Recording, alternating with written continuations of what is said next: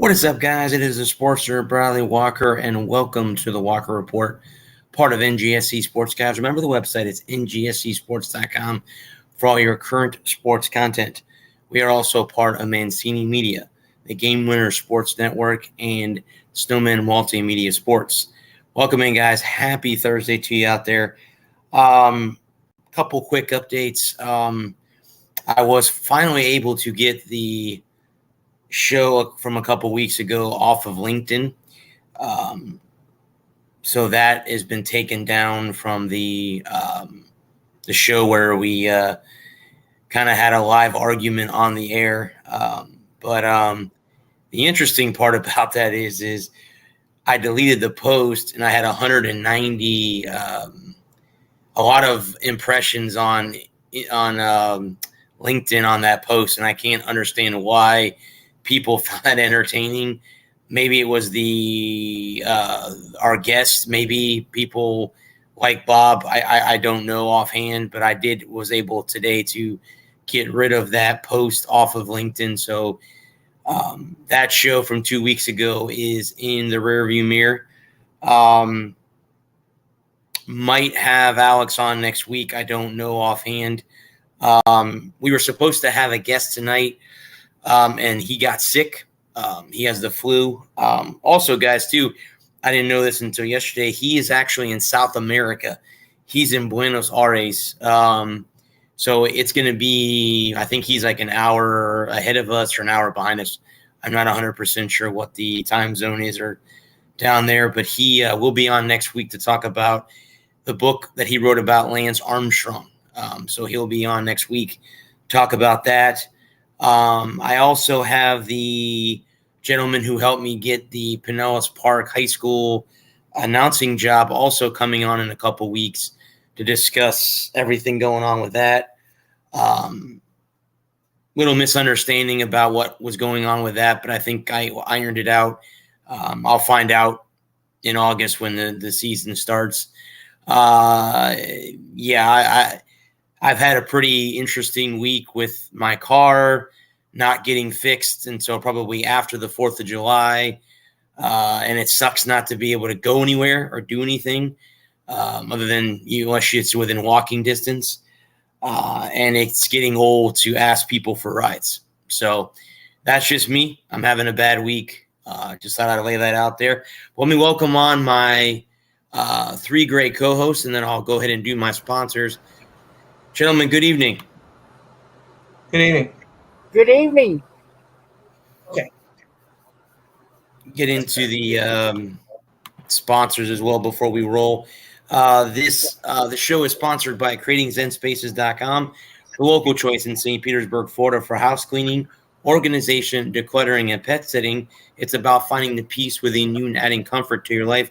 And guys, remember, Zen Spaces begins with you. Be kind to yourself and one another. We are also sponsored by Garrett's Carrots. Illuminate your inner self. Shatter the trending norms and open up your world to a newfound level of confidence and admiration. Garrett's Carrots, designer jewelry and luxury accessories at garrettscarrots.com. We are also sponsored by funwags.com. Born from a near tragedy with the Funwags mascots, had a bad reaction from a store brand treat, then fueled us to succeed with treats made from 3 to 5 ingredients that you can pronounce. Invite you to try funwags.com because our fur babies deserve the best. Head over to funwags.com. I'm also, guys, running I think this will be the last day of it as well. My friend Ryan is running a $500 and lose 10 plus pounds in 21 days summer transformation challenge. I don't know if it's over, if it's still going on all summer long, but you have a chance to lose 10 pounds and gain $500. Things you'll get from the challenge is learn how to lose weight without a fad diet, grocery shopping list, 15-minute home workout boost, metabolism, learn how to keep the weight off, improve gut health, optimize hormone, weekly accountability calls, access to all my guides and cheat sheets, regain your energy and confidence. So there is that, guys. So how's everyone else's week going? Going good so far. I'm sorry? You go ahead. Going good so far. Cool. Yeah. Gerald, that was a very cool conversation last night, by the way. So, Yeah, guys, let y'all know something right now. The network, we're about to make some big moves. yeah, we are. Brad and I and Stats talked about it last night, and get ready for changes that's going to be coming. Right now, it's in baby steps. The foundation's being laid as we speak. So, Yes, and well, the alliance has already been formed. It's Sports Alliance of America. It's a bunch of networks coming together to help other networks out. Oh. Yep. So, like what he had to say last night. That he was talking about, and I think is a good idea, is for each of us to concentrate on our local sports teams. Like Lou, you live in New Jersey. Right. But we serve the New York, New Jersey area. Yeah. Oh, in this part of the state. And like we went down Adam, he lives in Tennessee. And I live in Texas, so I would do all things Texas, something like that. But it's all being worked out right now. But as soon as we find out more, either myself or Brad will let y'all know what's going on.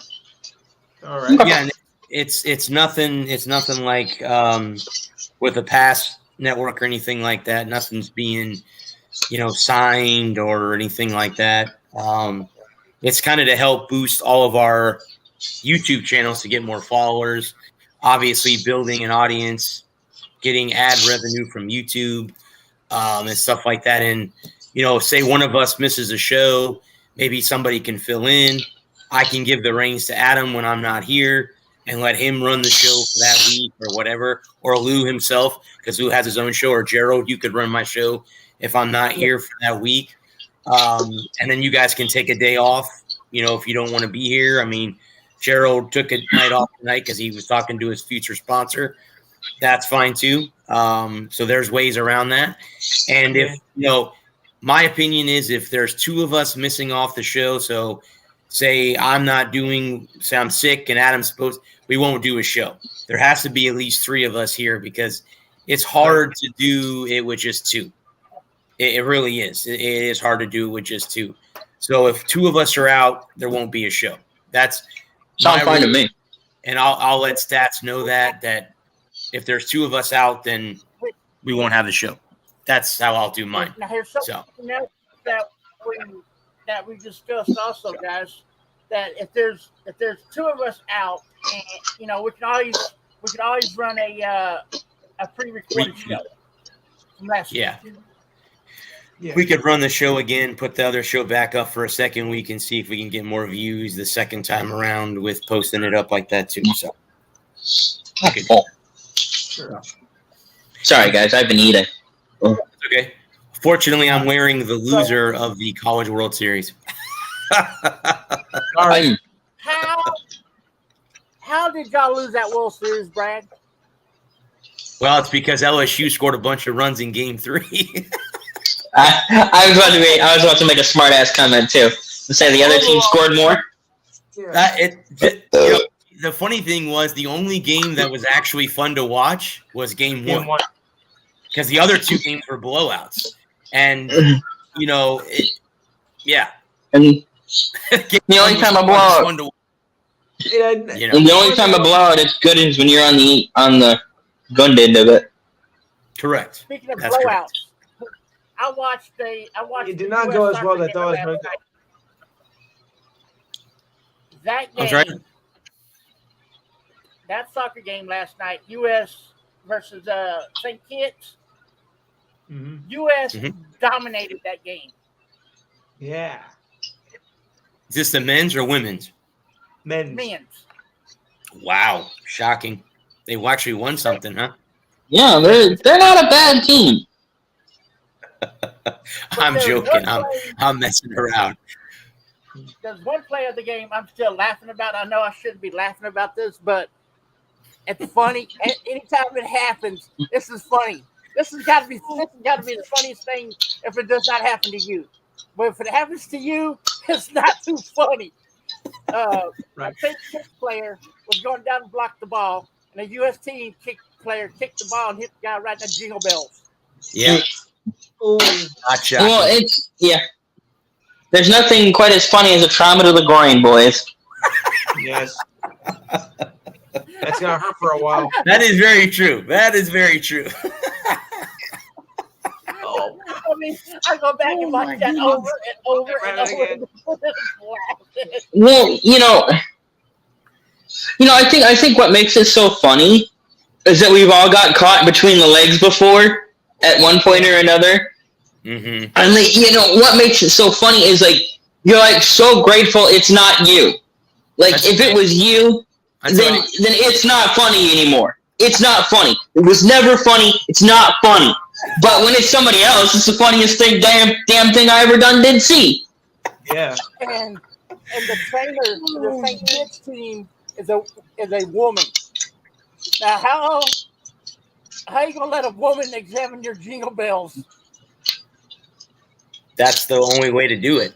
At that, well, all kidding aside, at that point, you separate out the fact, that yes, it's a woman, but she's a medical professional, mm-hmm. and I'm all for making jokes and being silly, but at the end of the day, she's a medical professional. She has a job to do. She's trained to do it. She's trained to handle it. She can go to school and learn how to treat trauma to any other part of my body. Why wouldn't, and that's the kind of the trainer relationship you have to build as a team and have that trust in your team doc that they're not going to do anything, that they're just there to examine you medically and make sure that you're cleared to continue. Because, at the end of the day, well, it's funny, and we can all laugh, and we can all sit here and laugh, and I have no problem with that. The thing is like, we want to make sure that our athletes are healthy and that they protect themselves and that they get medical treatment. So, as funny as it is, and as funny as it is having a lady doctor come out there and look at your, twig and berries there, it's like, we have to realize that it would be just as awkward. I wouldn't want some dude looking at my junk either, No. And so, like, to separate the haha, it's a lady doctor from the fact that it's a doctor who's got a job to do, and she's a professional, I'm a professional, and we're just going to do what we need to do and move on with life, and we're not going to make a big deal out of it. And I think that goes back to kind of what we were talking about last week about mental health. And, and the fact that at the end of the day, they're doctors. It's what they go to school for. It's what they're trained to do. And, if we stop stigmatizing, males seeking medical attention, whether it be, like a broken arm or a kick to the groin or a ball in your balls at this point, in this case, or it's your mental health, and I'm not trying to be like Debbie Downer here or drag the show down, but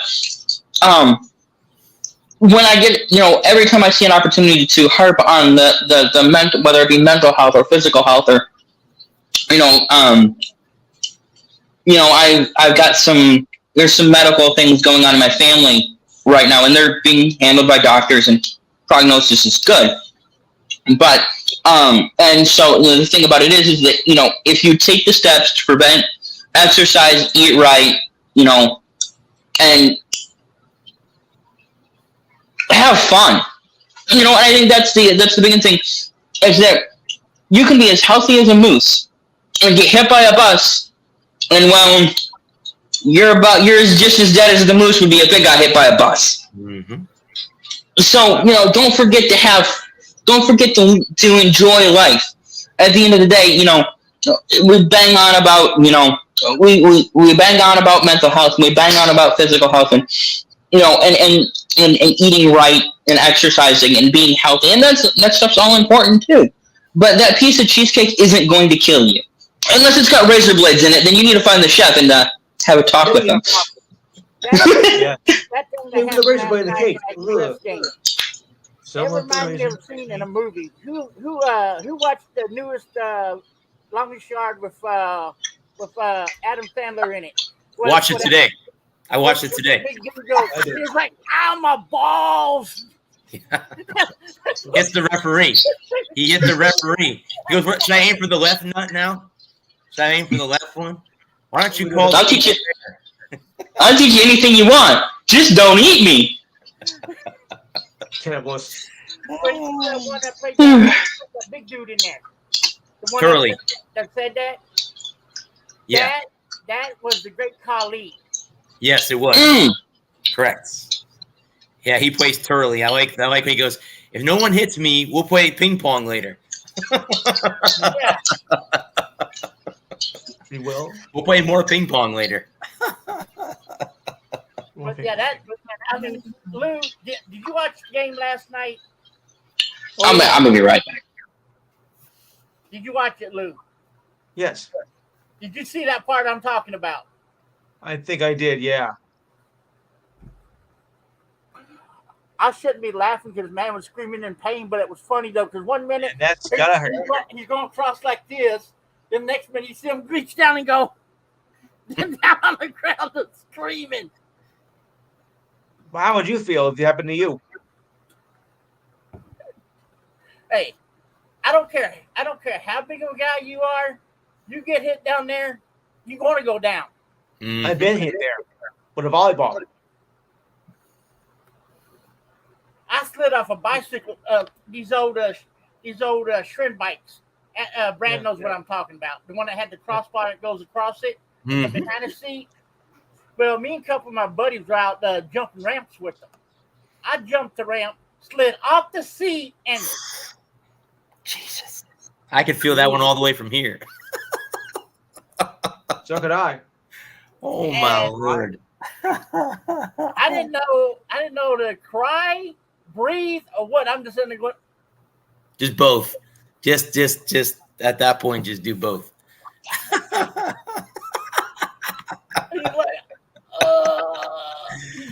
it's about time to get up Yeah, and he's walk back, he's after back. that. You're gonna be laying there for a few seconds trying to gain your composure Right. to walk Well, off. speaking of the great Khali, the Money in the Bank pay-per-view is 2 days away.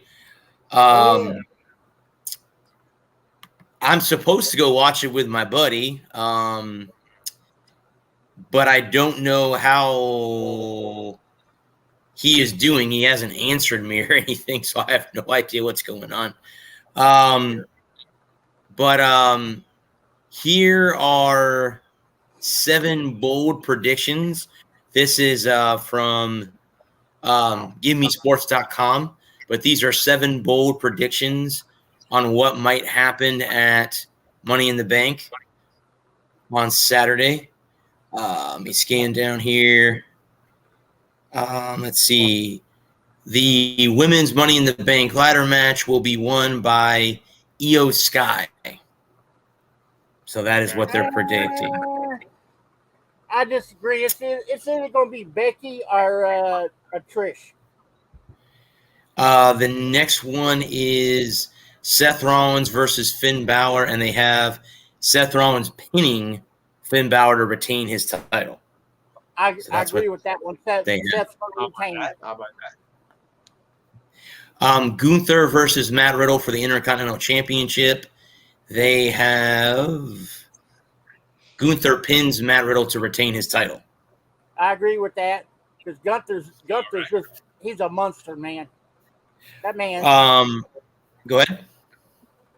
that man's just a monster. He's huge. Ronda Rousey and Shayna Baszler versus Morgan and Raquel Rodriguez for the tag championships. Morgan and Rodriguez win via pinfall and become the new unified WWE Women's Tag Team Champions. with Raquel Rodriguez teaming up with Liv Morgan. I can see that happening. Yes. If you have not seen Raquel Rodriguez on TV, this woman is built like a Mack truck. I'm sure. Okay. She's married to Braun Strowman. The next. Oh. Okay. That would why she's built like a Mack truck. Now So we're is all in he. The next match is Cody Rhodes versus Dominic Mysterio. They have Cody beating him via pinfall. Dum So that is gonna that. get whipped like a bad habit. Right. Is Yeah, that really I the agree Rey with that. Mysterio? Yes, the men's Money in the Bank ladder match. They have predicting that LA Knight wins the match. I'm going to say either LA So Knight or Santos Escobar. Okay. And the last match is the Bloodline Civil War between Reigns and Sikoa and the Usos. And their prediction is that the Usos defeat Roman Reigns and Sikoa via pinfall. I agree with that. I think that's going to happen. I think Sikoa turns on him after the match is over and joins Jimmy and Jay again, going back against him. If it does not happen at Money in the Bank, it will happen at SummerSlam. I thought it's. Yeah, that most likely. I can see Solo turning on Roman, but I just don't know when it's going to happen. Then again, it could happen at Money in the Bank. Then it could happen at SummerSlam. Then it could happen. Mm-hmm. Then it could happen Happen one all Monday three. night on Raw. Mm-hmm. So here Well, I've been saying. Go ahead. I've been saying for years they need to break the bloodline up. Yeah, that's that. You know, And go ahead. What Solo did to Sheamus when the Usos came out, there's some real bad tension there. Yes. So here is the match card. You have the Usos versus Roman and Soa.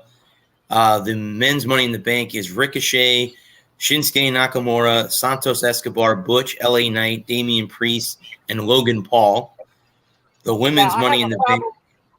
Go ahead. I have a problem with that. I have a problem with that last name you said, Logan Paul. Logan Paul. Go ahead. He should not have been given the opportunity. He should have earned the opportunity. Fair enough. I mean, how can you say he hasn't earned the opportunity? I'm just curious. I'm curious why you say he hasn't earned the opportunity, because I've looked at his body of work over the last 2.5 years, and I think he's done more than enough to earn at least the ability to wrestle in the match.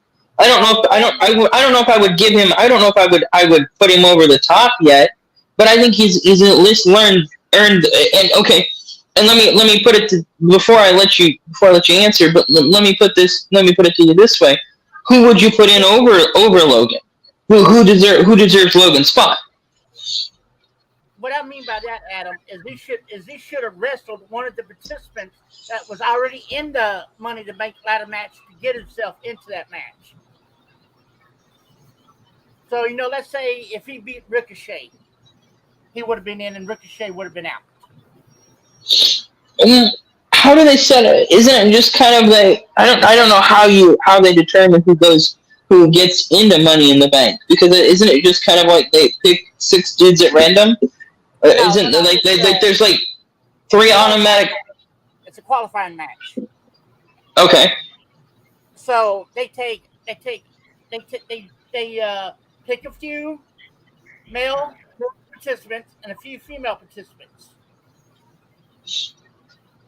and they have them wrestle each other. So let's say if you have Ricochet versus, let's say Shinsuke Nakamura, and Ricochet wins, but Shinsuke loses. Nakamura is out, and Ricochet moves on to Money in the Bank. Mm-hmm. So it's kind of like an elimination type tournament. Well, I think that the biggest thing is that Logan Paul brings a lot of eyeballs because Logan Paul has such a big and young fan base, and I think that, you know, regardless of whether we like it or not, Logan Paul is here for the long term. He's gonna have us. Logan Paul is. I've been impressed with his ability in ring. I haven't really heard him on the mic, but the moves that he can do, the stuff that he can do in ring, is at least serviceable. And so, as far as I'm concerned, I think it's you know, as a businessman, you know, and you understand that if we had a talent come along, whether we liked him or not, if he was going to attract lots of fans, or the potential to help us grow the brand and reestablish the brand, and make the brand, get the brand back to where it was at its height, we can't be. How do I put this in a way that's going to make sense? I understand loyalty, I understand, you know, but like, if we have an opportunity to showcase his talent and use him in matches to bring in a new audience, it doesn't behoove us to keep him out of big time matches and then he gets an opportunity, he can build a career, he can build a character, and then he can earn more opportunities from there. I mean, you know, like, I understand what you're saying, like, he didn't have a qualifying match, but if there wasn't anyone for him to go up against to qualify, then, you know, he's just kind of there by default. You know what I'm saying? That's kind of like Charlotte Flair getting a women's match, championship match with Asuka when that was promised to Bianca Belair. Charlotte Flair is using her dad's name to get what she wants. Yeah. But that's the business, though. You know, this is the wrestling. You know, that's how it's always been. Whether it was the 50s and you were running, you know, it was circus wrestling, or it was the local scene at the gym in the 60s, or it was AWA in the 70s, or it was WWF in the 80s, or it was WCW in the 90s, or the WWE now. You know, people have always used their name and fame to make right, and their family name and fame to make their way in the industry. And then it's true of all entertainment businesses. And people that have no business, you look at all the race car drivers that have come up and have, you know, and I know you're a race fan. You look at all the guys that got opportunities because of who their dads were. You know, and names that they got a ride because their dad had a name. Guys that didn't deserve top tier rides got top tier rides because of who they knew in the industry, who their dad was, who their grandpa was, who their uncle was.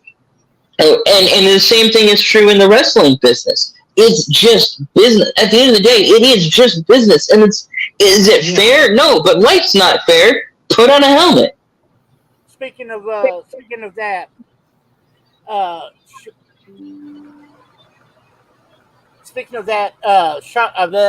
Bianca is barred from ringside again when that Charlotte Flair and Asuka match takes place tomorrow night on SmackDown.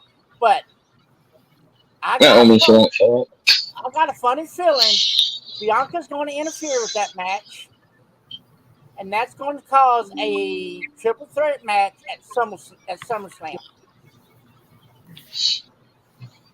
I could see that happening. And then that's the other thing that and as someone who doesn't follow on a weekly basis, I'm not privy. You know, I don't watch like I should to commentate, but doing it anyway. You know, I think there's a lot of stuff going on behind the scenes, and their storylines that they're looking at pursuing that we don't know yet. And so like I said, it's a business decision. At the end of the day, it's all about business, and hopefully, by doing the things that they do, they tell a great story. At the end of the day, if Logan Paul goes out there and wrestles a great match and wins, and we look back on it, and we say that was a great match, is it more entertaining to have a guy who deserves it versus a guy who can put on a better show?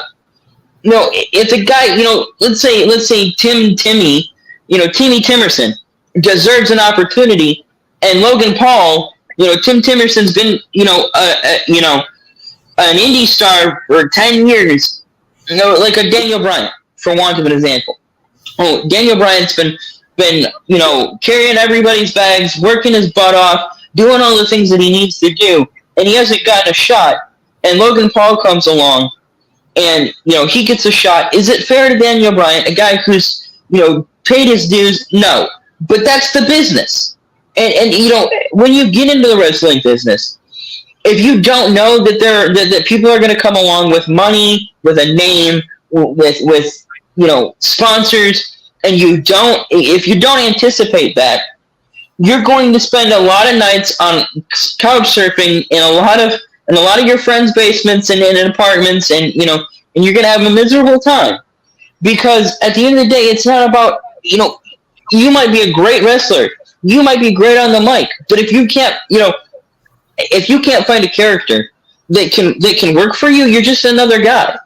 The Great Khali, you talked about the Great Khali earlier, because he was in the Longest Yard, and Great Khali had 2 or 3 years where he was super hot, and then he disappeared. When that cooled off, and it was no longer, when society changed and people didn't want, the exploitation of foreigners for cheap entertainment, and the Great Khali couldn't break out of the being just, and it's not just Great Khali. There were other, Viktor Kozlov. He was this Russian dude in the mid-2000s who could never break out of being a mid-carder and a jobber to the stars because his character was just some random Russian dude. And I'm not saying you're wrong. I'm not saying that you're totally off base or anything. I understand what you're saying. I agree to an extent. But for me, at the end of the day, I got to do what's right for the company. And would it be great to put everybody that deserved to be there in a match? Yeah, that would be ideal. But I have to make a business decision to put the best product out for my fans. And and this is the thing about it is that we can have these conversations now, and we can talk about this stuff, and we can tell WWE, hey, it's not fair that Timmy Timerson isn't getting a shot, and Logan Paul is getting a shot because he has money, because he has fame. And also talking about somebody else that was good, and he's disappeared for a while. That's Randy Orton. Yeah. Well, Randy's been on the shelf with a shoulder injury. Yeah, but I mean, it's been about. When he comes back, will the character be as popular as it was before he got the injury? Yeah. Orton is still red hot. Orton's been red hot ever since he broke into the business. But and you talk about opportunities, when you talk about deserving opportunities. It took Orton 10 years to break out of the shadow of the legacy, out of the shadow of Cowboy Bob Orton.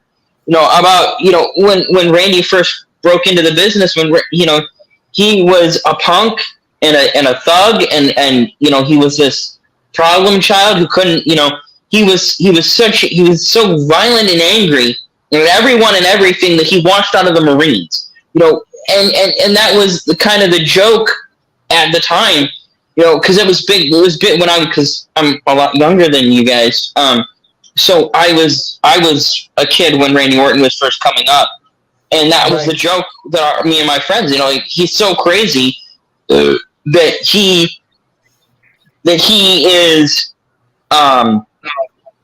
he's so insane that he couldn't even make it as a Marine. How crazy do you have to be to get kicked out of the Marines for being crazy and violent? If you listen to his entry theme, Voices in My Head. It's a great song. The Voices in My Head. That song makes you think that Randy is really insane. Yeah.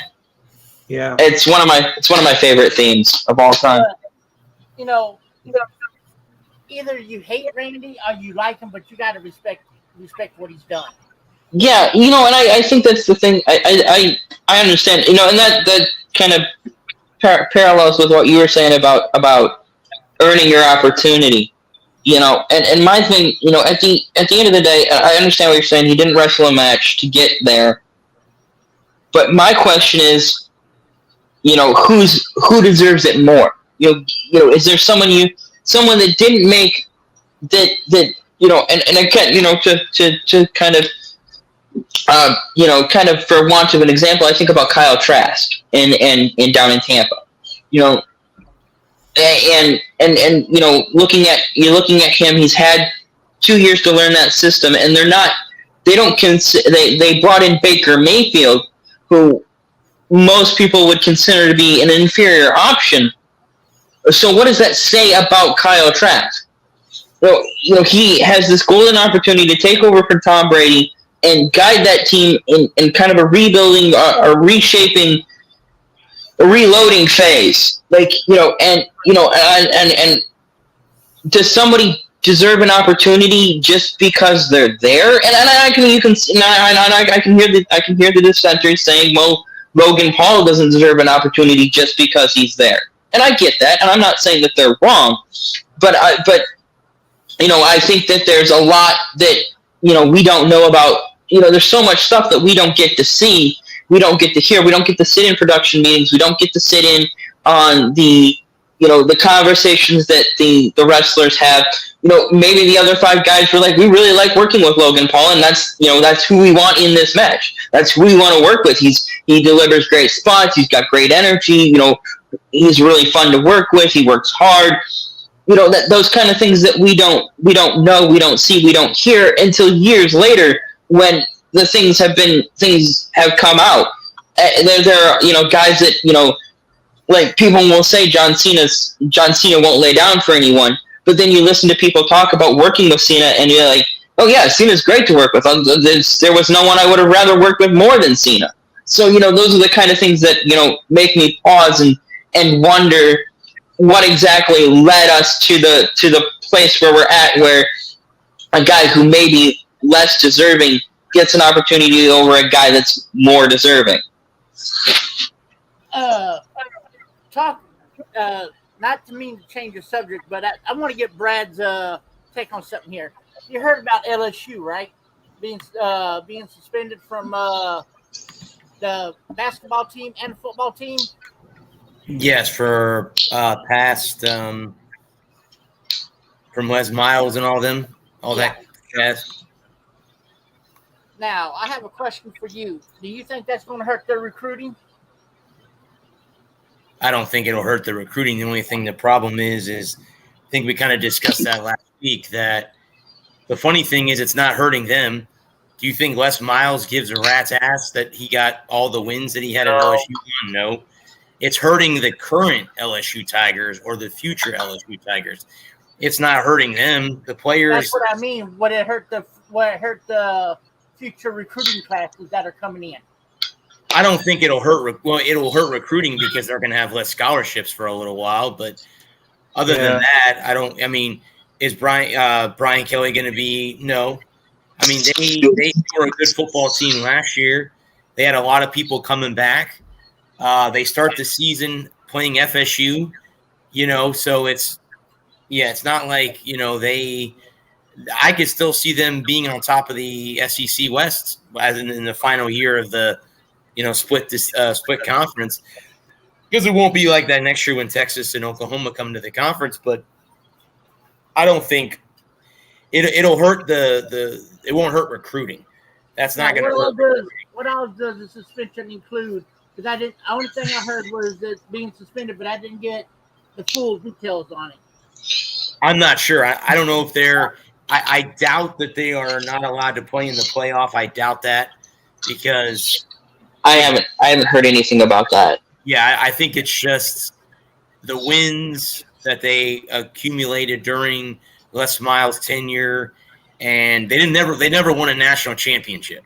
So that's no big deal. They didn't win a national title when he was their head coach. So, and I'll kind of I'll expand upon what Brad's saying. Well, it might hurt next year. Like they might lose a recruiter to a top 5 or top, a star, 5-star, 4-star recruit next year to a Georgia or Alabama. But but will they? Because when they come off this probation thing, they're going to be right back where they're at. And so if you're 18 years old or 17 years old, and you're finishing up high school, and you're looking at in 4 years, I'm going to be a starter. We won't make a playoff, but I'm probably not going to start for 2 years anyway. So I might as well go to LSU, get my degree, and and the thing about it is that you can go to any college in America that has a football program and get a degree that's going to get you into any company you want, any job you want.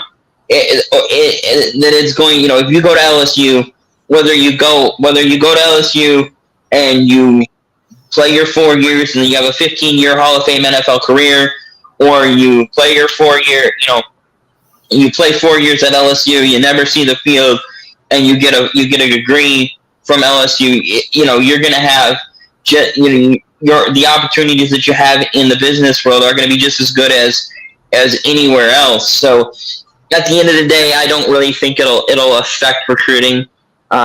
You might lose a 5-star to an Alabama. You might lose a 5-star. What it might hurt is not so much future recruiting, but the transfer portal.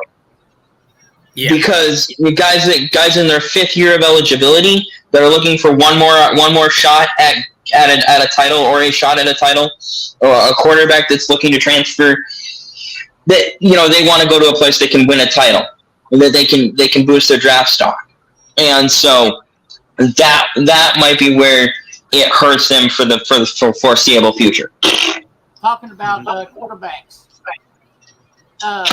myself, Stats, and Brad was talking about this last night. There's a quarterback controversy going on down here at on the 40 acres, guys. Yeah, of course. That's between Manning and Quinn. There's no set starter yet, but Sarkisian is saying that Quinn has the leading edge, but hey, we all know that can change at a moment's notice. Oh, absolutely. Yeah, I think. Uh-oh. But with me, if I was the coach, I'd go with the veteran starter. I think you. It's hard to. Because Quinn has already played in the system. He knows the playbook. He knows his team. Mm-hmm. So, no argument. I don't see Manning starting unless he gets hurt or they go on a bad losing streak, because I don't think you put that kid out there right away right now. I mean, I know he comes from a great family. We both know that his uncles are both great NFL quarterbacks, both Hall of Famers. I don't think Eli's going to be, but he will be. Yeah. So I just don't see Texas doing that right now. Me neither. And like I said, unless now you might see him, Joe. Where you might see him is if they're up by a bunch of points. Say they're up by 40 points. They might throw the kid out there to see what he has and give him some reps, just to see what they have. But I don't think you don't want to risk the injury either, or hurting him. Say he tears his ACL and he's out for a year, then you lose him. I don't see Sarkisian doing that. Yeah, the other thing is you don't want to trot him out there in in a situation where he can make a mistake and ruin his confidence. So I think you start yours, but and I think yours is on a I think it's yours' job to lose. Like if he goes out there in game one, and looks bad and throws 5 picks, then yeah, it's he's done. It's gonna be. He's already cut the mullet. He's already put on some more muscle tone. Yeah, and I think that's the thing about a guy like Arch Manning on the bench is he pushes everybody else to be better, to work harder. I think that's gonna be the thing is because Ewers knows that that Arch Manning is the heir apparent. And he's a $3 million man. He's got the pedigree, and he's chomping at the bit to prove what he can do. And Quinn's not really that bad of a quarterback. No, but the thing about it is that everybody knows the name Manning, and when you have that sitting there on the bench, you have to perform, because if you slip, you're done. Because if you lose control of the team as the quarterback, and the backup is a guy that's expected to be is the heir apparent to a kingdom, and and he's brought he didn't go to his dad's alma mater, he didn't go to any of his uncle's alma maters, he didn't go to his grandpa's alma mater, he came here because he wanted to be here to cement his own legacy. He could have gone to Ole Miss. He could have gone to Tennessee. He could have gone. I don't think Cooper ever played college ball. I think he got sick before he could ever. I think he was still in high school when he got sick. But he didn't go to Tennessee. He didn't go to Ole Miss. He went to Texas because he wanted to pave his own way. And I think that's going to be when you're a guy like yours, yeah, and you know that the fan base is wanting to see what this guy can do. You have to play out of your mind, and I expect Ewers. I expect the pressure. Now this will be whether he can. This is where we'll see whether he can step up and take charge, or is he going to wilt under the pressure? And that's what we'll have to wait and see over the next 5 months. That's what I want to see too. Adam, you bring up a good point, because you got a well-known name backup quarterback on the bench in Manning, but you got a true starter in Quinn. And that's gonna put pressure, like Adam was saying, that's gonna put pressure on Quinn, and we're really going to see what kind of quarterback he can be. Because like Adam was saying, if Quinn goes out there with those 5-6 interceptions, he's going to be on the bench, and Manning's going to be in there. Mm-hmm. And especially in a place like Texas, because it's not Marshall, it's not Bowling Green.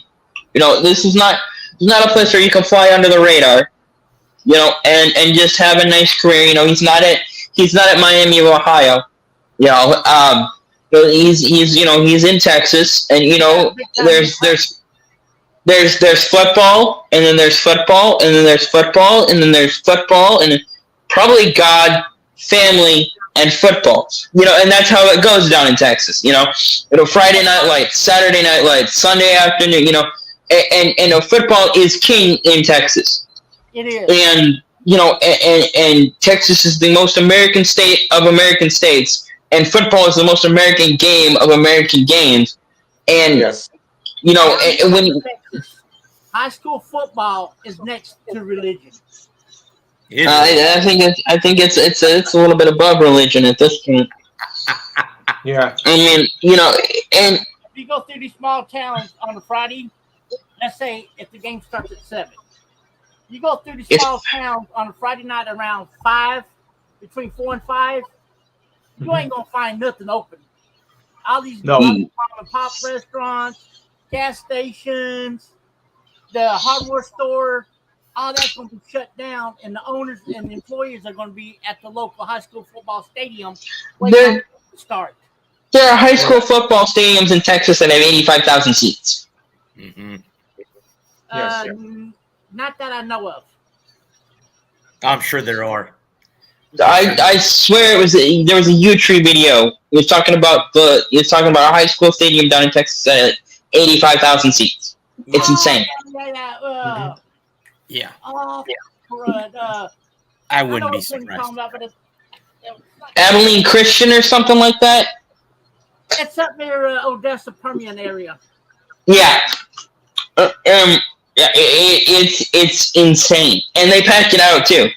It looks like a college football game.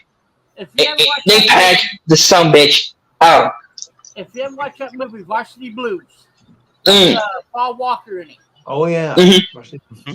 That movie was filmed up in Odessa, Permian, San Saba area. So it's Friday Night Lights. Yep. And it's not just it's all throughout the South, man. You know, Friday night at 7:00 in the fall. You know, if you're not in the hospital, you're at the football game. You know, and you know, I seen it. I was in Mississippi, North Mississippi, a couple years ago on a Friday night, just random Friday night in the fall. I don't remember why. I was just out there hanging out with my friends, and we were going to get a snack or something, and like everything else was dark. Like it was dark, except for a light off in the distance. We rolled by it. And you would have thought it was a revival because every light in the stadium was on. It was packed, cars for as far as you could see. Yeah, it's not just Texas. I mean, it is Texas, but it's not just Texas. No, it's all throughout. It's all throughout down here. It's worse than Texas. Believe me, it's worse than Texas. And it's so And then you think about it. You think about Ewers. He's a sophomore this year, right? He's a sophomore or a junior? He's a sophomore. Right. So he can be. This could be his best opportunity to wow everyone, make a splash, make a playoff, win a championship, and go play on Sundays, and just be done with it. And not have to. He's either a redshirt sophomore or fifth-year sophomore. Yeah. It's one of those two. Cause I think he had to sit out a year at Ohio State. I'm not sure about that. But I know when he came down here, he was with Ohio State for at least a year before he came to Texas. So that would make him a freshman, so this year would make him a sophomore. Yeah, right. And Adam, so I wanted to ask you something, but go ahead. I'll let you finish that idea. I wanted to ask you about it. No, go ahead. Their CBS Bud came out with a ranking of strength of schedule in the Big Ten, and I'm going to read from, obviously it'll probably be hardest to least hardest. So that's how it's set up. So let me go through this. This is how CBS has them ranked as far as strength of schedule. Number 1 is Minnesota. Number 2 is Purdue. 3 is Michigan State. 4 is Indiana. 5 is Illinois. 6th is Rutgers. Ohio State is 7th. Nebraska is 8th. Michigan is 9. Northwestern is 10. Wisconsin's 11, Iowa is 12, Maryland is 13, and Penn State ranks out the 14 teams in the Big Ten. You agree with that as far as strength of schedule goes? No. Yeah, I think that's about. I'd have to go back and look at who everybody's playing, but off the rip, it sounds about right. I'm surprised Michigan was that high. I figured they would be lower, but I think the biggest thing is that. I think strength of schedule is kind of it's so hard because, you have the top 2 or 3 teams in each conference, whether it be Big Ten or Pac-12, SEC. Then you have everybody else, and you have the bottom 3 teams that everybody's. You have your Vanderbilts, your Northwesterns, your Oregon States, Kansas in the Big 12. Teams that you're gonna, everybody's gonna beat. Then you have like Minnesota, kind of in the middle of the pack. Every now and again, they're gonna jump up and fight you. You won't play a good game. You'll have a trap game where you're looking ahead. I don't think we're playing Minnesota this year, but for one example, we're playing Minnesota in Minneapolis, and then next week we got Michigan State, right? And Minnesota's a 30-point dog or a 21-point dog in Minnesota, and you just come out and play flat because you're looking to Michigan State. It's the Halloween game. You're real excited for that 8 o'clock on primetime game, and you forget to show up for Minnesota and boil one to Minnesota.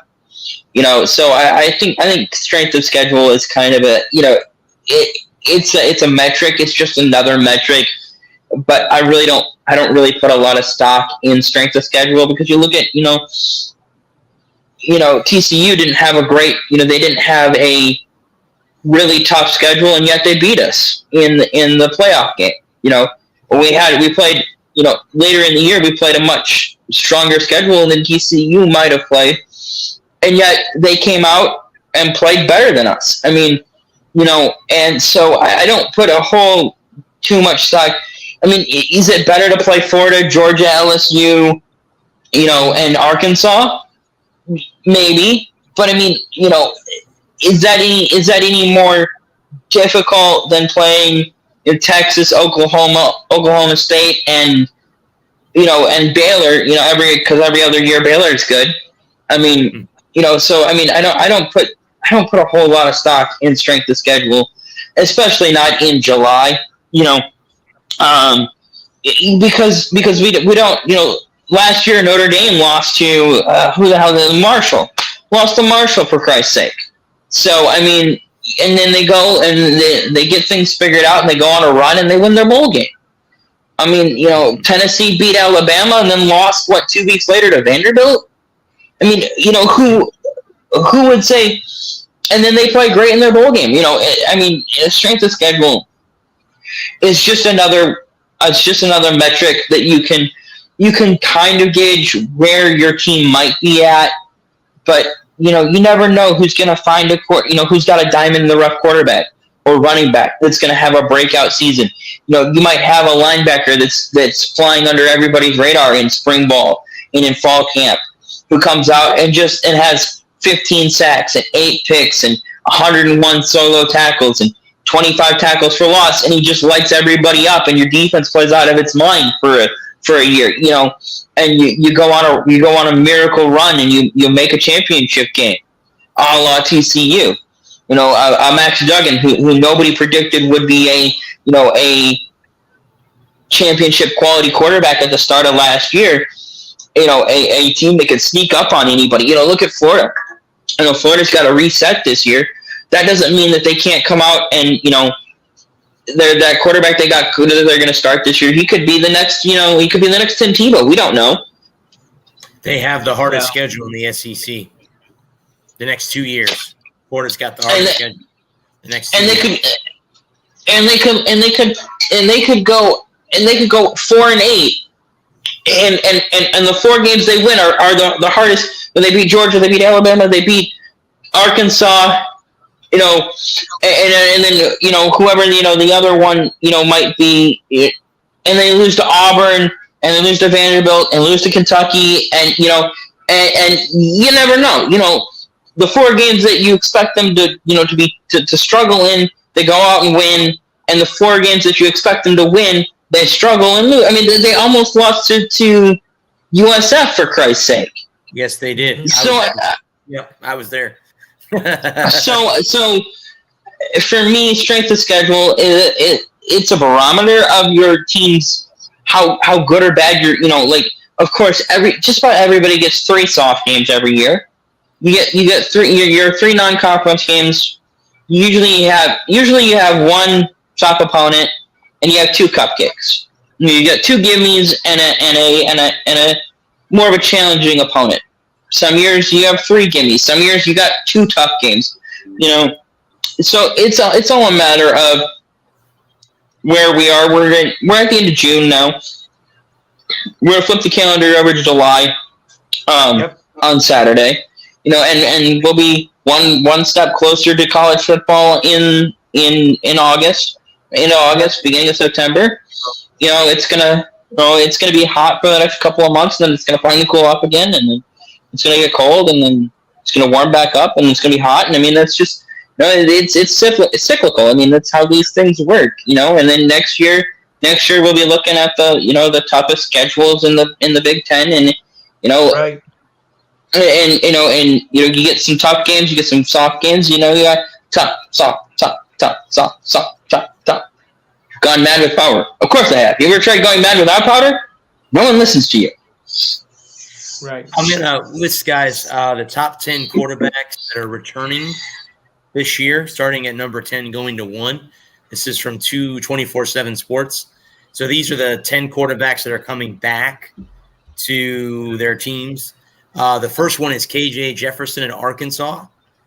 Number 9 is JJ McCarthy at Michigan. Number 8 is Frank Harris at UTSA. I got to see him in the bowl game that I went to. Michael Penix Jr. of Washington. Number 8 is Drake May of North Carolina. Might be a top pick next year. Cameron Rising at Utah. Jordan Travis. Even though I'm not a Knowles fan, he's a good quarterback. He might be one that leads FSU to the promised land. Caleb Williams, obviously. Bo Nix in Oregon and Jalen Daniels in Kansas are the top 10 quarterbacks returning to their teams next season. And they have Kalen Williams as number 1. So I don't know how well he did at Kansas. Gerald, you can tell me more because that's the Big 12. How do you think he did last year as a quarterback at Kansas?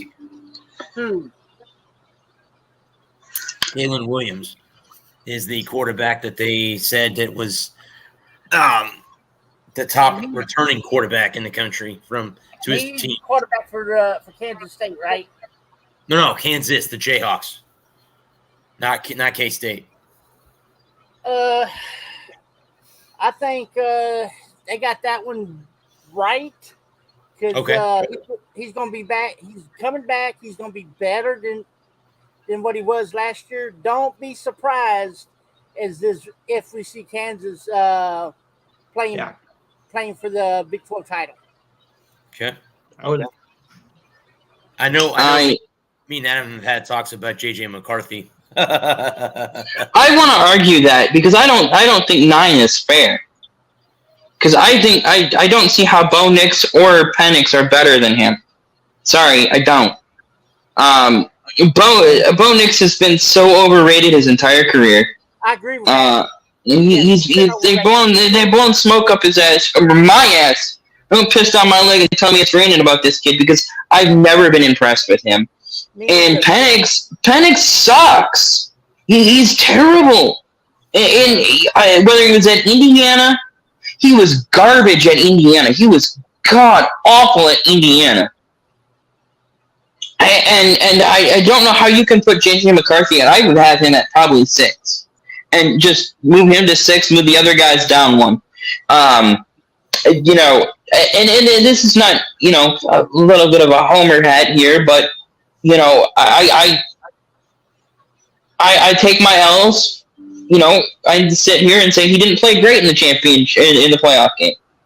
But, it happens. It just, I sat here 2 years ago.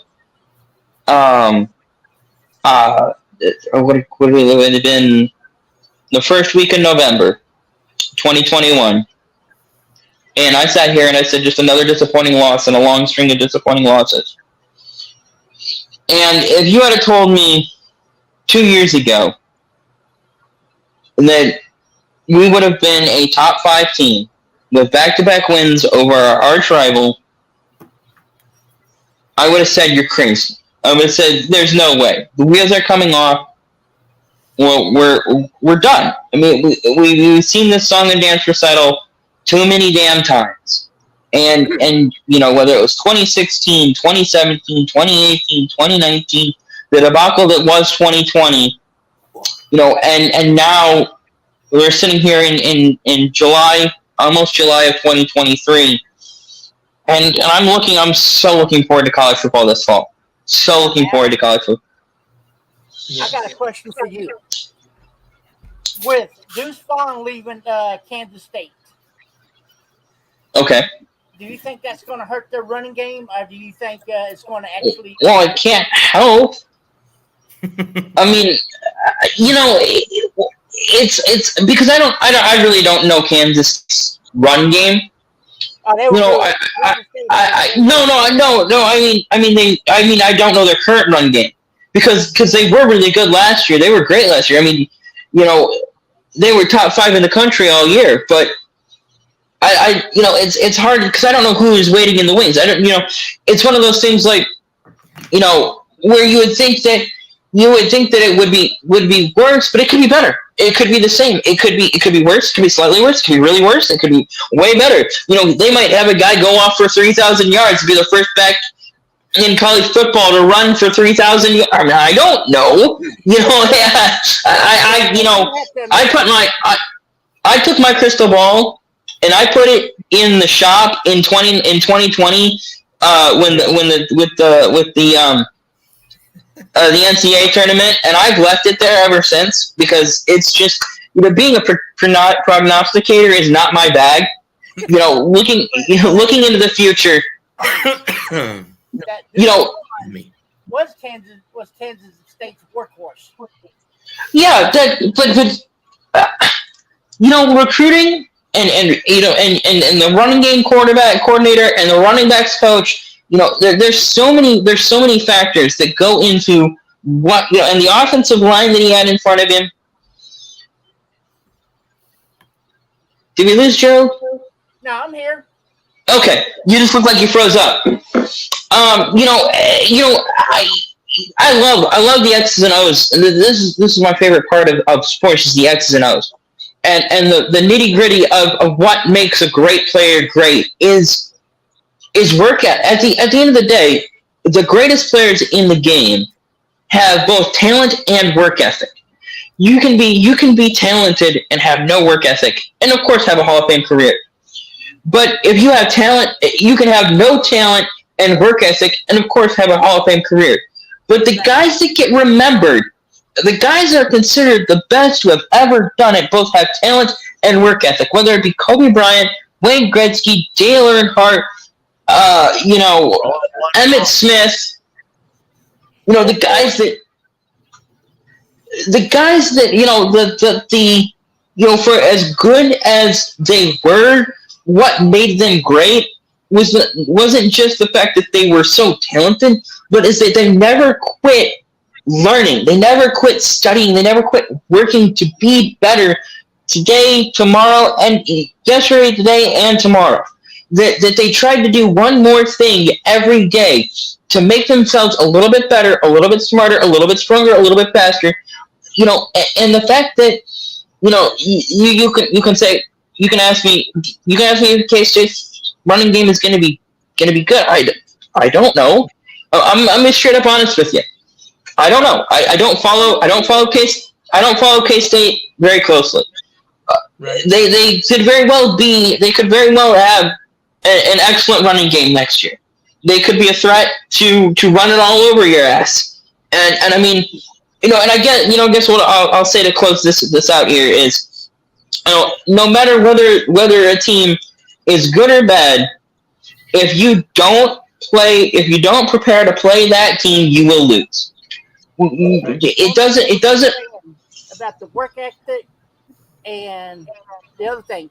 Let's take example. Let's look at Vince Young when he was with Texas. He had a great work ethic. He always wanted to be better. Always wanted that little bit more. Yes. Yeah. And And that's what You know, made Young so good in college. He always wanted, you know, he went out and won 3 games. He wanted to go out and win 4. If he won 4, he would want to go out and win 6. Yes. and that's what separates the good from the great. You know, that's what separates a Hall of Fame career from legend status. You know, the Peyton Mannings of the world, the Tom Brady's of the world, the Vince Carters of the world, the Kobe Bryants of the world, those guys that no matter how good they are, how dominant they are, they're still working every day tirelessly to go out there and be that little bit better. You know, and you know, we talk about a game of inches, and it's so true. Is that you might think that running one more wind sprint might not be worth it, but you run it anyway. You know, you run, and knowing, you know, there's so much more technology in sports than there ever has been. Exactly. There's so much more film. There's so much more. You know, everyone. It's not. You know, we talk a lot about players being. You know, we talk about the work ethic of players, but it's not just players. It's the video guy. It's the coaches. It's the video guy. It's the trainers. You know, that are all. You know that. You know, the greatest athletics departments, whether it be pro or college or high school or, you know, just 4 dudes playing pickup basketball in their backyard. The best are always going to try to be better than they were before.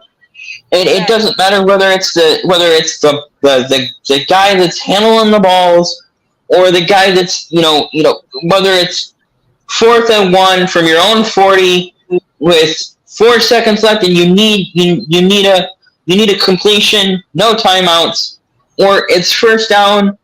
You know, it's 30 seconds off the clock in the first quarter at your own 25. Trying to be better, and you know, and I think the other thing is that, and we can move on, but is the ability to put your mistakes behind you. You know, so many guys get hung up on every single mistake, and I, you know, I think Tony Romo is a prime example of this, of a guy that, you know, no matter how good he was, that every time he made, or maybe not Tony Romo, but Eli Manning, and Jake Delhomme. You know, every time they made a mistake, they're sitting over there on the bench beating themselves down, you know, just beating themselves down. And you know, you look at the greats never do that. You know, it's a shrug. You look at the film, you go, okay, that's what I did wrong, and you move on. F it and move on, because it doesn't matter. Nothing you can do about it now. Exactly. And that's, you know, Kobe missed a shot. Brady threw an interception. Gretzky missed a check. I mean, Earnhardt got passed. Earnhardt got wrecked. I mean, you know, it happens. It's sports. You know, I said it about Urban Meyer a couple of years ago now. No, you know, when you're in college football is a lot more demanding on wins and losses. One loss and you're done. One loss and you're done. Well, you know, in the NFL, you can have 8 losses. You have 9 losses. Make the playoffs and go for a ring. You know, and that was. Well, not necessarily. I think you can get away with 1 loss. It's 2 losses in college football that really do the damage. 1, I think you can get away with, because I've seen teams that had 1 loss and they still get ranked like in the top 10, and they're not exactly doing it. If you get like more than 2, then I think you got a problem. Well, you won't fight for a national title. Well, you know, I think the hardest part for a guy like Urban Meyer is that, you know, that one loss is a huge loss. It's a loss against a Michigan. It's a loss against, you know, a Penn State. It's a big crushing loss. You know, or in Alabama when he was in Florida. You know, a late season loss that it's really hard to recover from. Right. I'm thinking about what the early loss, like say like week 2 or week 3. You can have time to bounce back from that, even though you lost against, you know, unexpectedly. But you can bounce back from that if you lose that early. There's always time to get back. If you lose like late in the season, like against a top 5 team you're trying to get, then I think probably you're a dead duck. Yeah, and I think that's something that Urban Meyer didn't understand about the NFL. Is that the NFL is not. You can have 9 losses and still make the playoffs. You can have 8 losses and still make the playoffs. The thing about the NFL, and then we can move on. But I keep saying that. I'm going to stop saying that. The thing about the NFL is that when it comes to winning and losing, you play so many games, and there's so much more. There's so many more opportunities to make the playoffs that it doesn't matter if you lose 5 or 6 games or 7 games. You still got a good shot at the playoffs.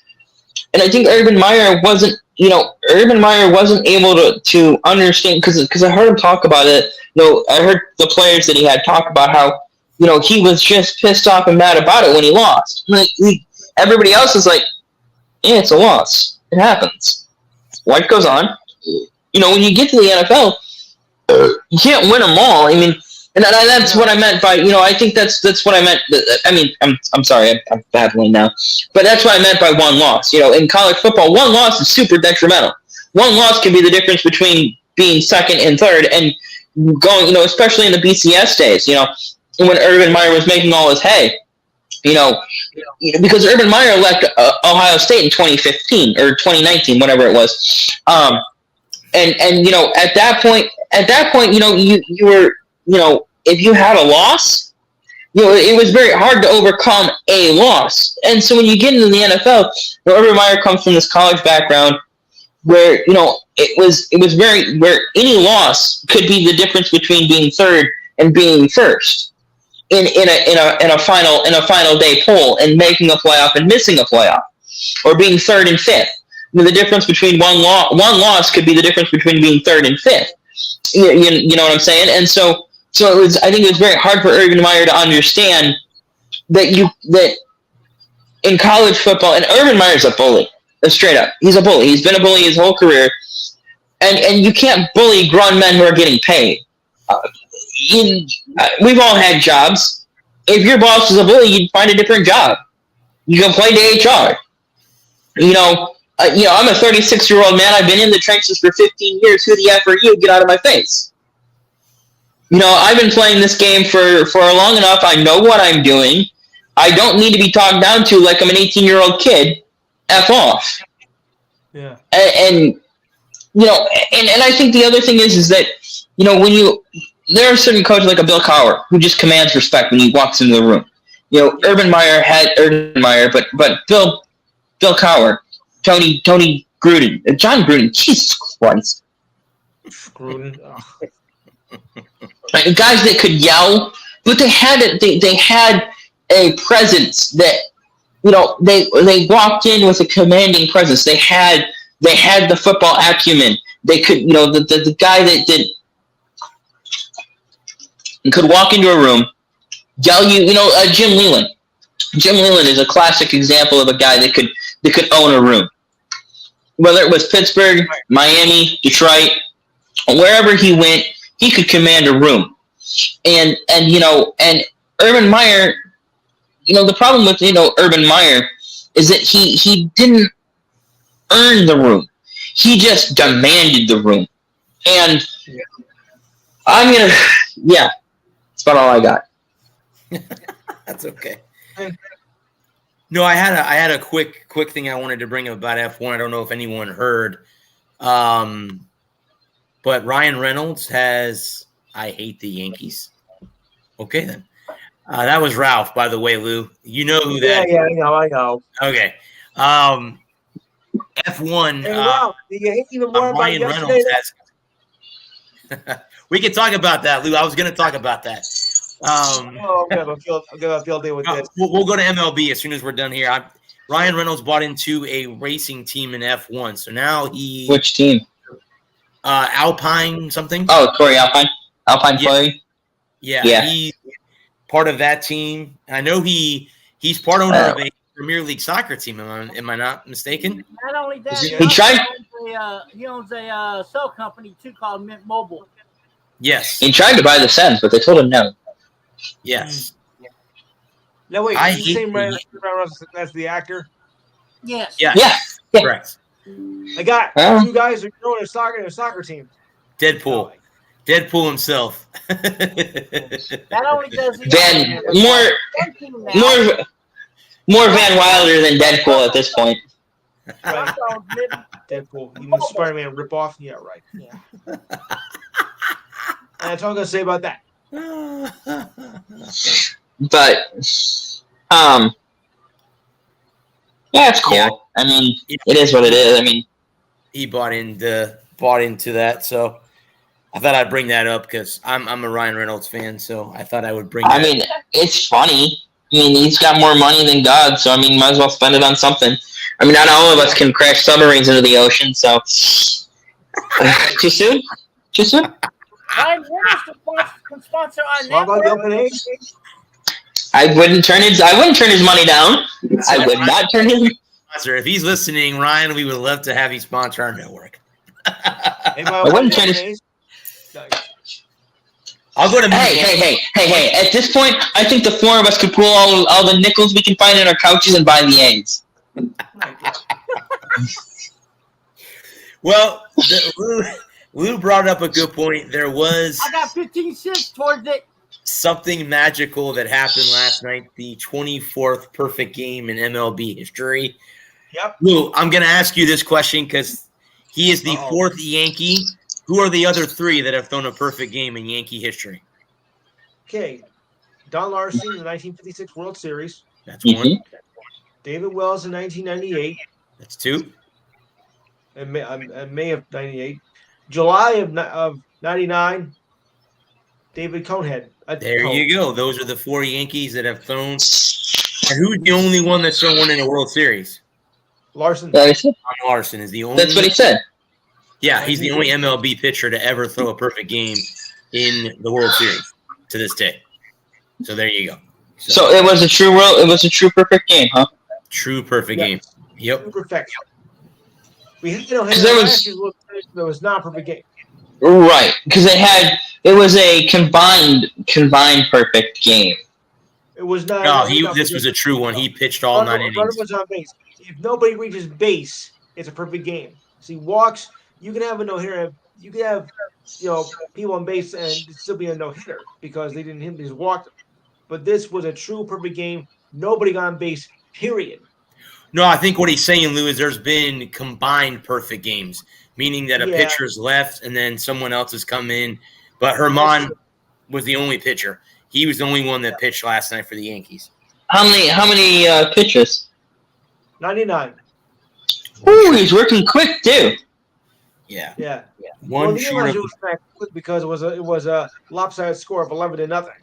So Well, let's look at this tonight. The Red Sox had a no going through 8 and lost 2-0 to the Marlins. So there you go. Ooh.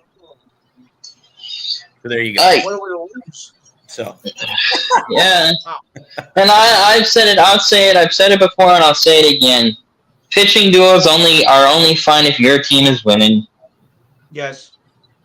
Well, there's a question I want to ask you guys. If you go to a baseball game, would you rather be I'm talking in the stands, right? I don't care where you sit, whether you're in the nosebleed, behind home plate, getting fed, drank, whatever. Would you rather be at a perfect game against your team, or would you rather be at a slugfest where they're hitting home runs out of the ballpark? Slugfest. Slugfest. Every time. I don't want to watch my team get perfect. I don't want to get Okay. Now what happens that if the roles were switched and your team was the perfect game going for them? Oh yeah. You want to say that? Yeah, every time. Every time? Okay. Yeah. Would I rather want? Okay. So like I said, I've always maintained that the only good pitching duel is a game where my team is winning. So if my guy takes a perfect game into the ninth, I'm riveted to my seat. But if I'm watching Reds Twins on a Sunday night or some random ass baseball game, then I'm just, hey, it's on because let's say I go to Buffalo Wild Wings for a late dinner on Sunday night and they got Reds Twins on for some off the wall reason. I mean, it's the only game that they could schedule because every other stadium had been blown up or something.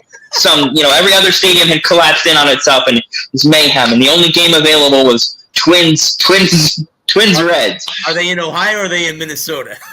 I know. It's the Field of Dreams game, right? It's a Field of Dreams game. Okay. So like that, I don't care about a no-hitter. I don't care about a perfect game. Give me hits. Give me runs. Give me excitement. You know, and there's that, like, because I just don't. I like hitting. I like hitting. I like home runs. I like runs. I like scoring.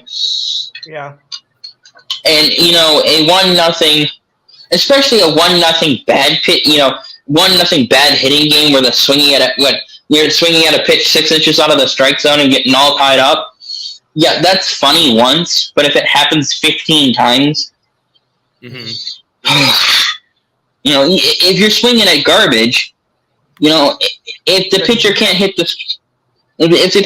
the strike zone to save his life, you know, that's not fun to watch.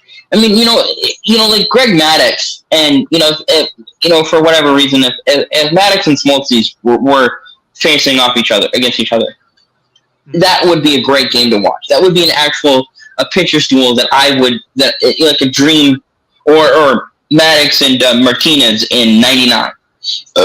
You know, that would have been that would be one where I would say, okay, that, you know, I'm here to watch their pitching because their pitching is outstanding. But, you know, if it's two random dudes, one's got a 4.93 ERA and the other's got a 5.19 ERA, yeah, let's just hit them. But let's get hits, let's get runs, let's have some fun. Here, guys, is every team's most valuable player. This is USAtoday.com, so this is their predictions or their people that they have picked. I'll start in the American League. They have starting pitcher Tyler Wells with the Baltimore Orioles. Obviously, you could say Rutschman.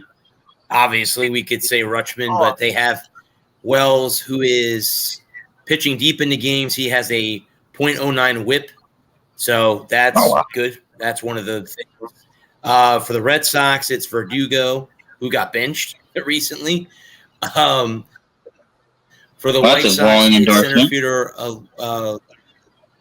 Robert. The Guardians is Jose Ramirez. I think he's kind of been their MVP for a long time. For the Tigers, it's center fielder Riley Green, who has a on-base percentage of .805 OPS. The Astros, it's Yordan Alvarez, their DH.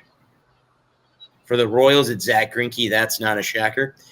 The Angels, I mean, who do you think the Angels MVP is? That should be Show easy. Me the money, Ohtani. So that should be an easy one. For the Twins, it's right-handed pitcher Brock Stewart. For the Yankees, it's Garrett Cole. I can agree with that. I think he's been pretty damn good all season. The A's, which they don't have any bright things. Ryan Nada is their first baseman. Seattle, it's right-handed pitcher Paul Savald.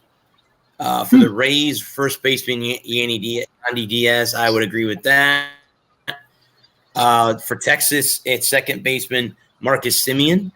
For the Blue Jays, and this will round out the American League, starting pitcher Kevin Guzman. And in the National League, the Diamondbacks outfielder Corbin Carroll. For the Braves, that's Acuna Jr. I can't see why anybody would pick anybody but him. Hard to argue. For the Cubs, Marcus Stroman, obviously, he's been pretty damn good for the Cubs this year. For the Reds, right-handed pitcher Alex Diaz. For the Rockies, third baseman Ryan. What is that name? That last name? McMahon, like Vince McMahon. I don't know if there's any relation. Starting pitcher Clayton Kershaw for the Dodgers. Of course. First baseman Luis Ariza, who I believe is going for the 400 mark. He's currently hitting at 396 right now. That'd be incredible. Haven't seen that. Right-handed pitcher. Yep. Devin Williams for the Brewers. outfielder Brandon Nemo for the Mets, outfielder Nick Castellanos for the Phillies, center fielder Jack Swinsky for the Pirates. I hope I'm pronouncing that last name correctly. Padres Juan Soto, that's not a shocker. Right-handed pitcher Camille Duvall for the Giants, starting pitcher Jordan Morgan for the Cardinals, and third baseman Yadier Candelero for the Washington Nationals. Again, that's USA Today's picks for every team in the major leagues, obviously. But that's, I wanted to ask. I mean, we don't follow anybody, but Lou, do you know who Taylor Phillips is? Yes, I do. Yeah, he's saying hello on YouTube, by the way. Oh, cool. Thanks, Taylor. Yeah, I'm trying to remember who he is. Have I met him before, and I don't remember who he is? You might have, but he's been on my show occasionally. We do a show together. We do a show together at least once a week, late nights. Oh, nice. Is that your baseball show? It's all sports. Oh, okay. I knew you had at one time you had a baseball show. Yeah, well, at one time we just did baseball, but then when we teamed up, we do like a national sports report together, and I'm the co-anchor. Well, Taylor, hey man, you can always come on the show if you're more than welcome to. If you're watching, I was gonna make a joke about him being the Katie Couric of the show. You might be a big trouble. Show my age here. You might have been on with him once on my show. I might have been. I usually don't get to get on your show because I'm working on Saturday nights. Gerald's been on with Taylor. Okay. I work so many Saturdays now. Correct me if I'm wrong, but is NASCAR heading to Chicago this week? Yes, sir. Unfortunately. If the weather is getting better, I heard that the breathing conditions in Chicago are not the greatest from what I've heard. I don't know. I'm just... Yeah. Last time I heard it was raining here. Blame it, Canada. Well, yeah, I was going to say it's Canadian. Well, I mean, it's unfortunately you don't want it in Chicago, or do you? Or is it just I don't want to. I just don't think that there's any point to running a street course in Chicago. I just think it's going to be a clown show. NASCAR doesn't if they had brought the Garage 57 or 56 cars from Le Mans, it might be a cool race. But the Cup cars just have no. It's just you have to crash to pass. It's gonna be an absolute clown show all weekend long, and I just don't. It's narrow, it's tight. There's turn one is you come down the front, you get the green flag, go down into it's a high speed, tight left-hander into turn one. It's this ridiculous 90-degree turn into turn one, and you're gonna get a 3,600 pound monster, V8 monster down to 50 miles an hour, double file. You're gonna you're asking for trouble. Like Watkins Glen and Sonoma were more than enough road courses. It just Coda is enough. Coda is enough of a race course for NASCAR. I don't know. I mean, they left the purpose-built track in Juliet because it wasn't drawn. And there's something else I wanted, because I was listening to the radio on the way home because my phone had died, and so I just was kicked on the AM, and I was like, oh, I'm just gonna scroll through here, and I caught the tail end of a report about the Chicago race course on the way home, oddly enough, and they were talking about this. They're gonna have a concert before the race, and it's gonna be the Chainsmokers, and it's like, why the Chainsmokers? Like the Chainsmokers fans aren't going to be like, oh my god, the Chainsmokers are at the NASCAR race? I gotta get tickets and go to the NASCAR race. And the NASCAR fans are like, who the hell are the Chainsmokers? Right. And why are they here? Like, I understand, like, the NFL, can get away with having a Beyonce or a Selena Gomez or a Demi Lovato. Because, like, people are tuning into the Super Bowl halftime show for a musical act that they like. Like, they're not going to lose any football fans. People that are tuning into the Super Bowl, like that's why the halftime show is always some pop star. We never see you're never going to see a hard rock act. You're not going to see a metal act. You might see like an R&B, like a Drake or a somebody like that. It's going to be somebody super popular and it's a super big draw. But NASCAR, I can't imagine any Chainsmokers fans going, oh. This. I can't imagine.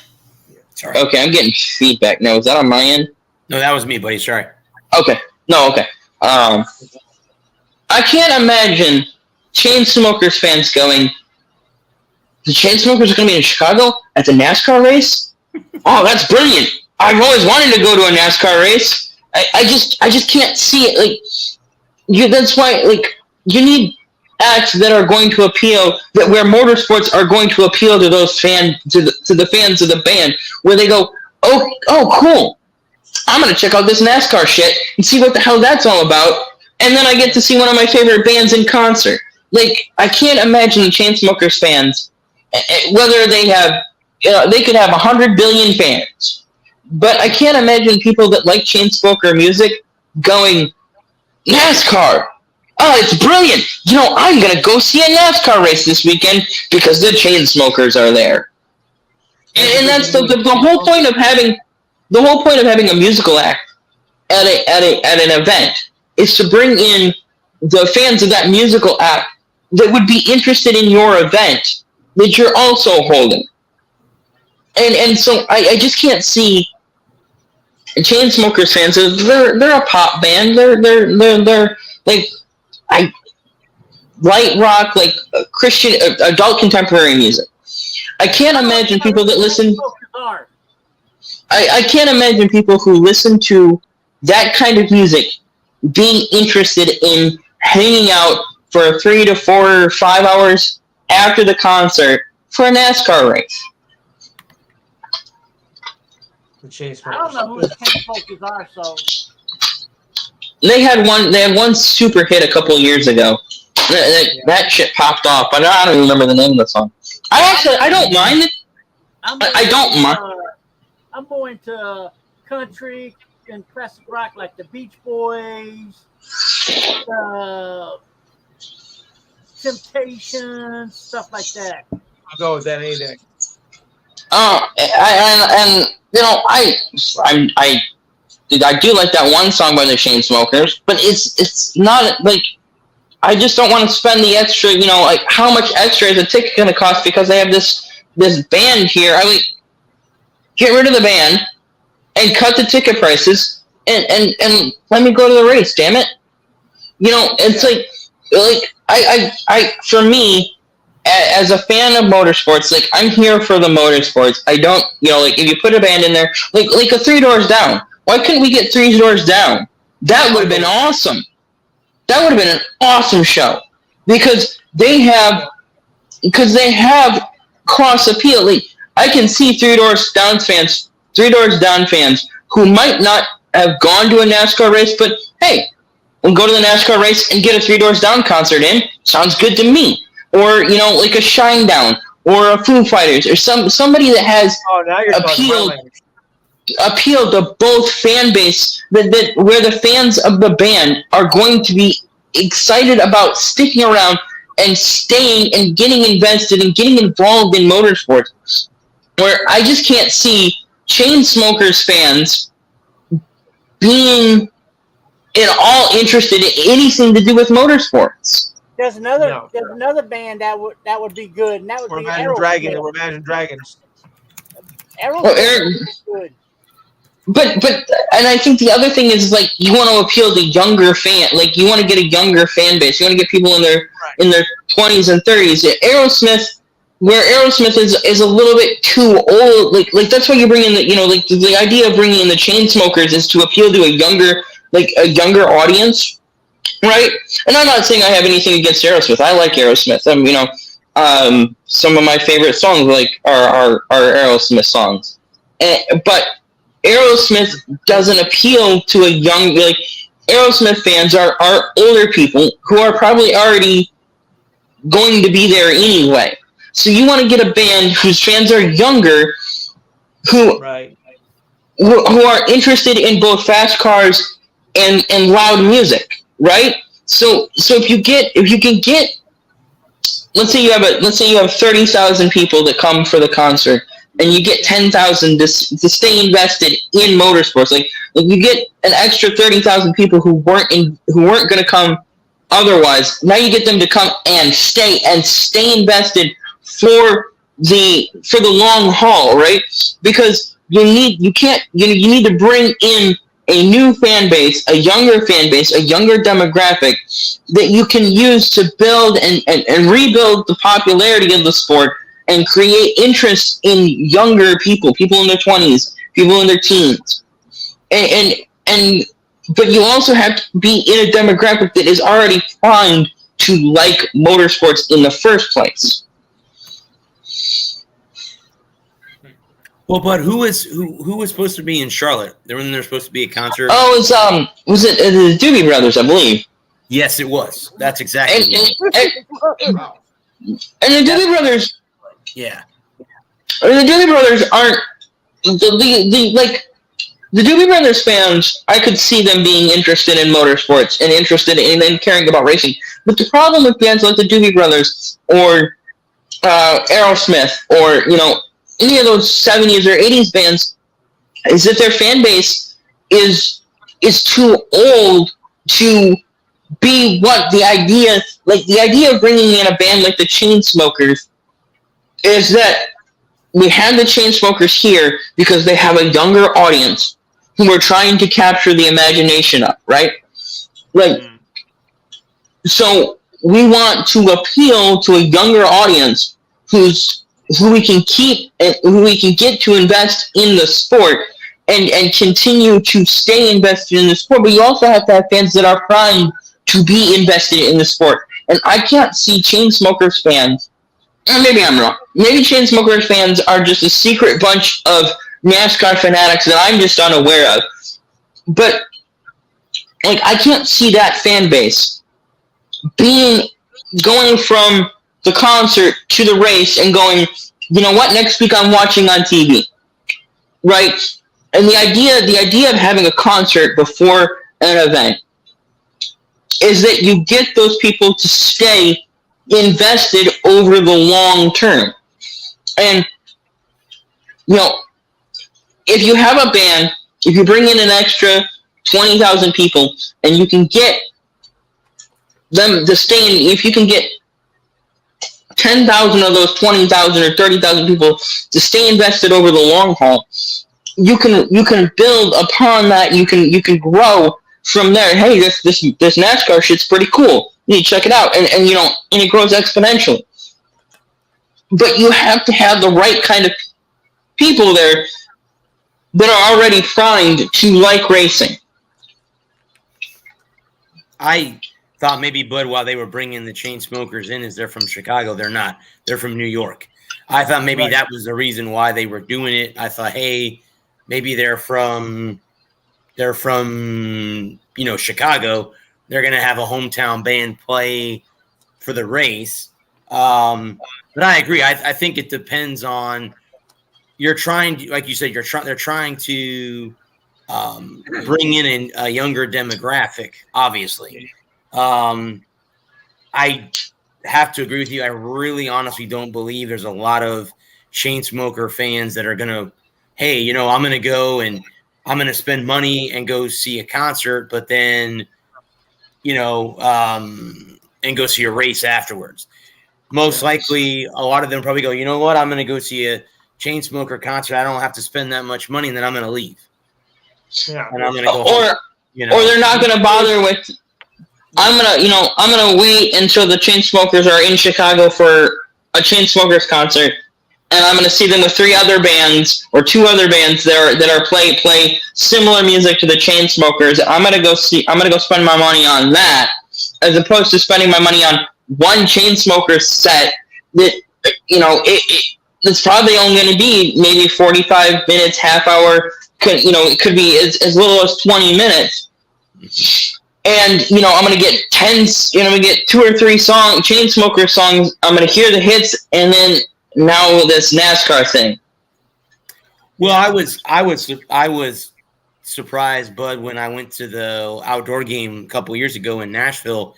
They had Miranda Lambert, and I forget the country music artist, the male guy that they had, but they were big hits, and there were a lot of people in the stands. Obviously, Nashville is the crown of country music capital. The country music capital in the world is Nashville, Tennessee. And I'm not a huge country music fan, but I enjoyed it. Now, was I going there for the concert? No, I was there for the hockey game. But it makes more sense for Nashville to use country music stars to, that makes more sense because of it jives with what they have going on there, where it makes sense that a Miranda Lambert and maybe Luke Bryan or somebody like that was. I don't remember. That's just the first name that popped in my head. But a Miranda Lambert and a Luke Bryan or whoever it was, it makes sense for them to play at the outdoor game in Nashville. It makes sense because of it being country music, the country music capital of the world. It makes sense on a certain level. Mm-hmm. And so, but the Chainsmokers at this NASCAR race makes 0 sense. Right. And who's on top right now as far as points wise?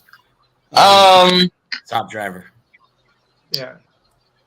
Oh God! Offhand, I think it's Martin Truex. Okay. Oh. I think Martin Truex leads the points right now. Okay. Now, so either Martin Truex or Kyle Busch. They're getting ready to go into the playoff, right? Aren't they getting close to the 9 weeks? So this is week 17. So 9 weeks left. 9 weeks left to the playoff. Okay. Yeah.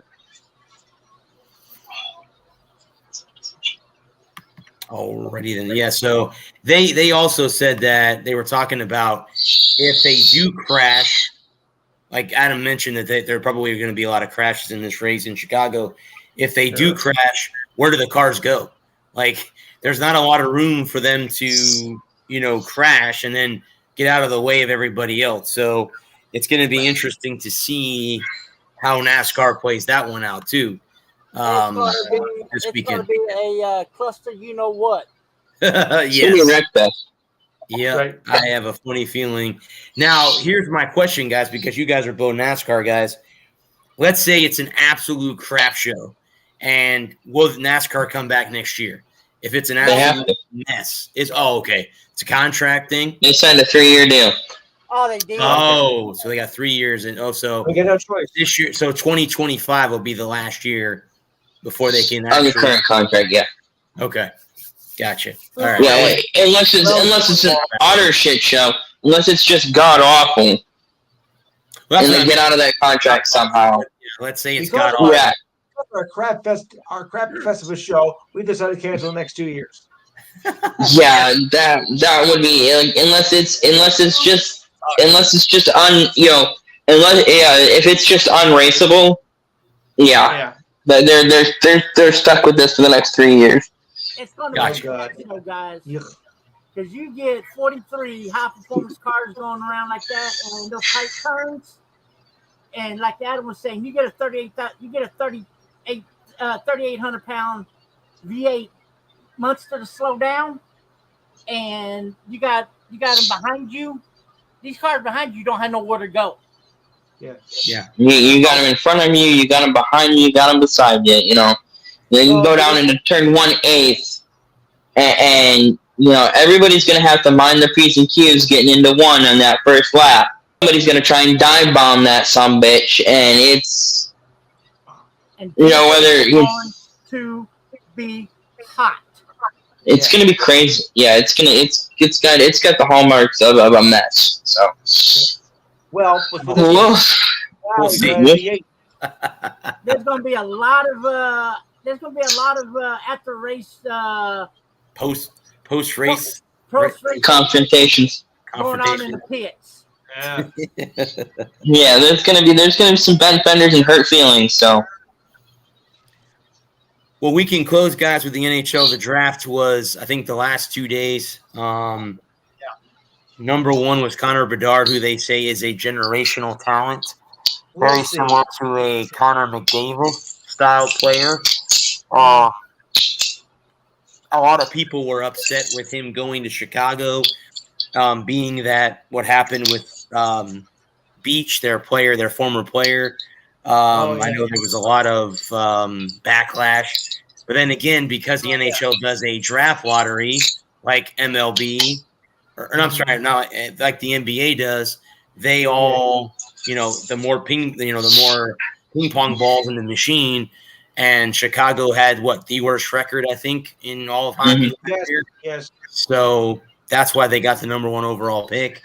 I don't really think, Lou, correct me if I'm wrong, I don't think there were any big trades or anything that went down. Not really.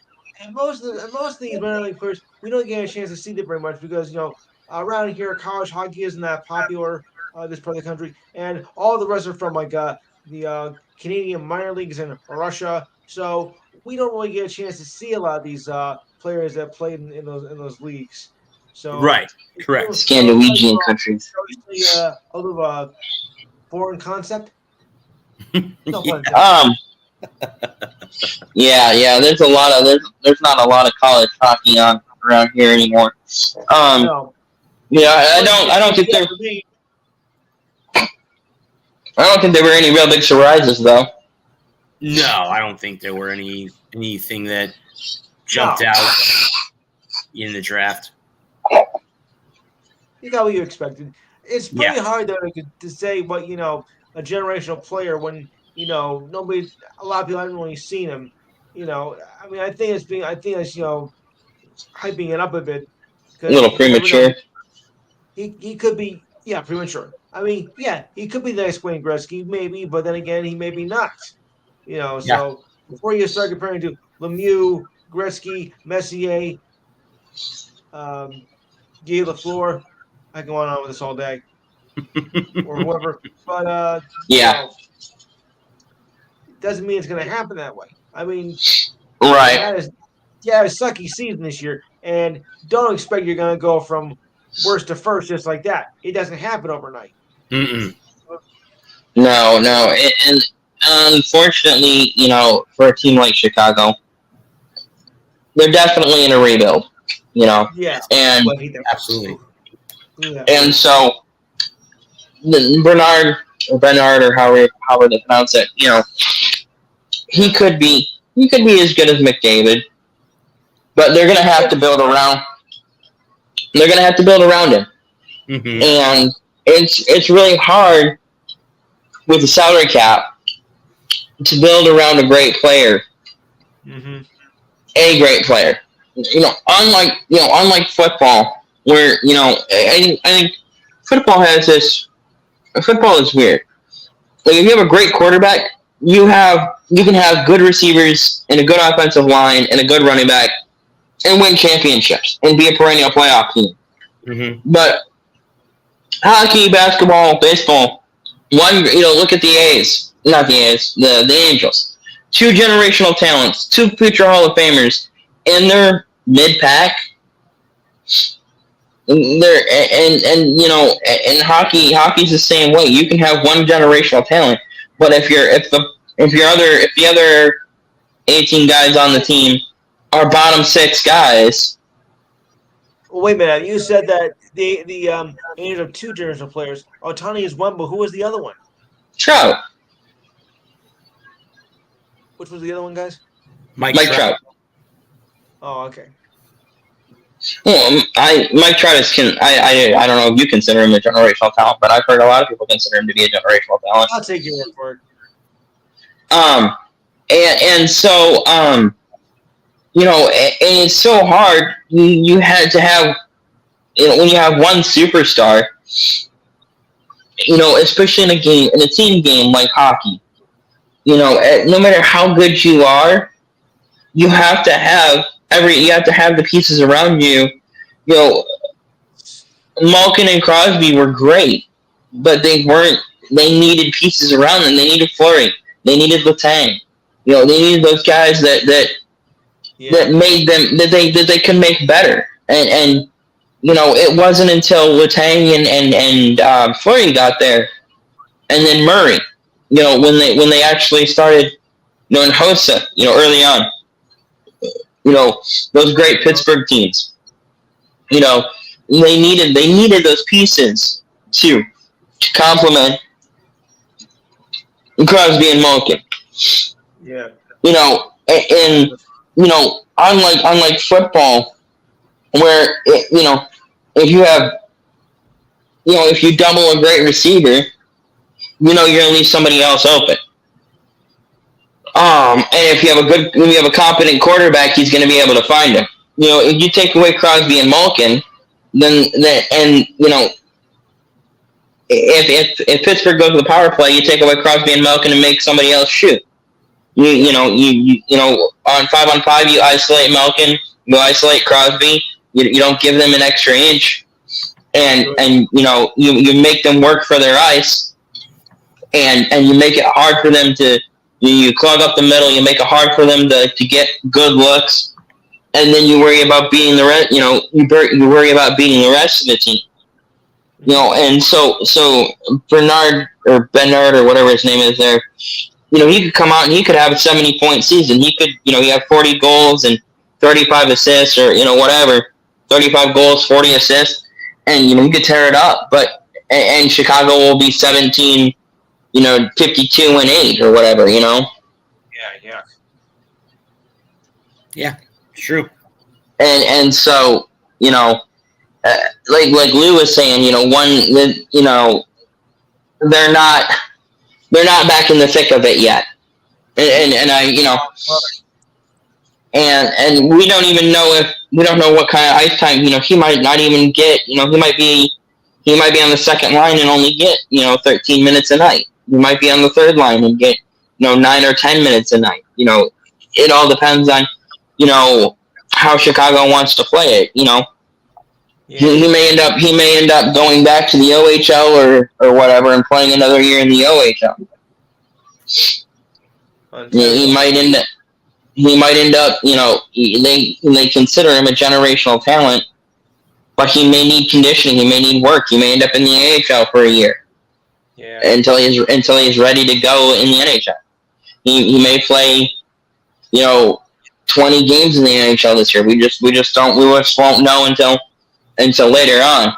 I would imagine he'll play as many games as he'll play in the NHL. I imagine he'll be in the NHL because Chicago will want to use him to boost ticket sales this year. They've already sold tickets.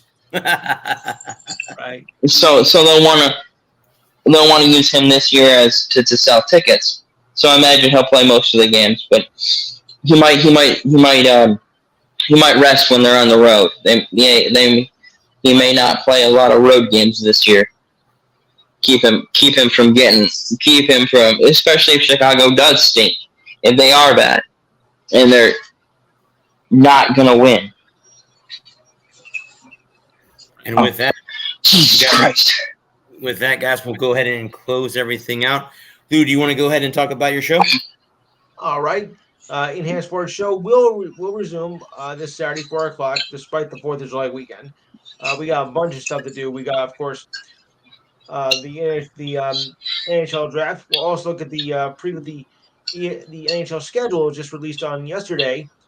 We'll also recap the dreaded College World Series, which for the most part was a disaster. Even the WNBA All-Star Lamps, the championship game of the USFL. Sorry. SP nominations. And of course, we'll also have our regular features, the Ridiculous Night of the Week. Your thoughts and comments are always welcome. The Feel Good Story of the Week, Sports Trivia, this week in sports history, and maybe an appearance by the Chainsmokers. No, I'm kidding about that. Oh, okay. Oh, yeah. Of course, And with that, thank so you. dial 543-463-4662 or 1-800-Chainsmoker. No, okay. We get there anyway.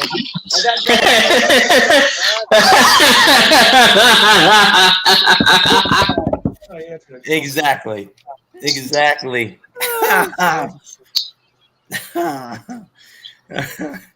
All right. Well, with that, guys, we'll go ahead and end that on a laughing note. I want to thank these three gentlemen beneath me for cheering me up. I started off the show kind of in a awkwardly bad mood. So thank you again, gentlemen. Anyone that tuned in, thank you again. We love you guys for tuning in.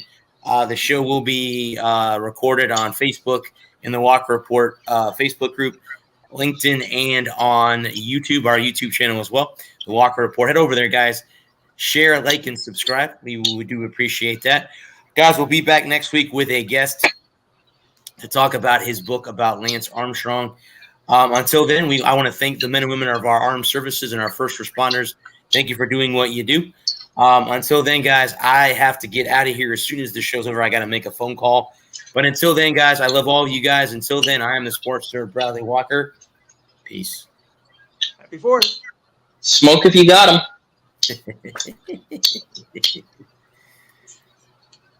All right.